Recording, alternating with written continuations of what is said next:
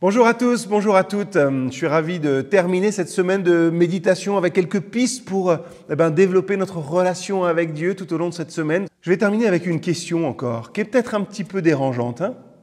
Mais est-ce qu'il vous arrive de vous ennuyer avec Dieu ?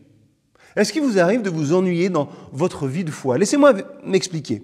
Vous voulez vraiment chercher le Tout-Puissant, mais tout ce que vous arrivez à faire souvent, c'est bâiller. Vous décidez de sortir, vous savez, un jour, de vous promener dans la nature pour vraiment prier. Et là, tout est une distraction pour vous détourner finalement de votre projet initial.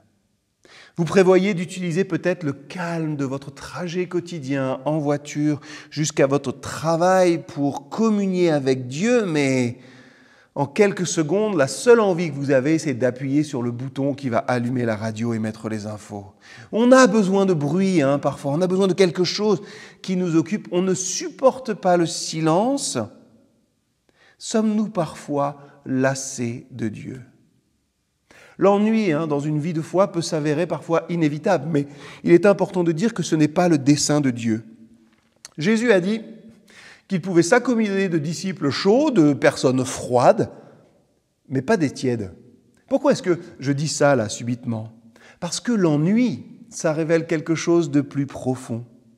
Finalement, quand je m'ennuie avec Dieu, quand je m'ennuie dans ma foi, c'est que mon cœur a été capturé par quelque chose d'autre que Dieu. Vous savez, la réponse à l'ennui, ce n'est pas de faire plus, de travailler plus dur ou de prendre plus d'engagement à l'église peut-être ou dans une mission, que sais-je. Ça, ce n'est pas les réponses du cœur, c'est les réponses de ce qu'on veut faire. Le résultat d'une activité aussi, il faut y faire attention, sans fin, pour Dieu, ça peut aussi être l'ennui. Dieu est devenu finalement, dans nos vies ministérielles, professionnelles, tout petit, remplacé par notre concentration sur nos efforts. Il nous faut dans notre vie, et j'espère que nous allons pouvoir chacun et chacune le faire tout au long de cette année, renouer avec le Dieu romancier. Vous savez, ce Dieu romanesque dont l'histoire enflamme notre imagination, nous attendre à ce qu'il a prévu pour nous tous et nous toutes cette année. Nous devons permettre au temps, à l'espace, à nos circonstances, d'être finalement des créatures dans la main de notre Dieu, écoutant son histoire, celle qu'il veut pour notre vie à nouveau, nous mettre assis à ses pieds et apaiser nos cœurs en sa présence. Et vous verrez, avec le temps, un nouveau réveil sonnera. Et c'est tout ce que je nous souhaite pour cette année 2022. Ne manquez jamais de zèle, mais gardez avec votre ferveur spirituelle au service du Seigneur.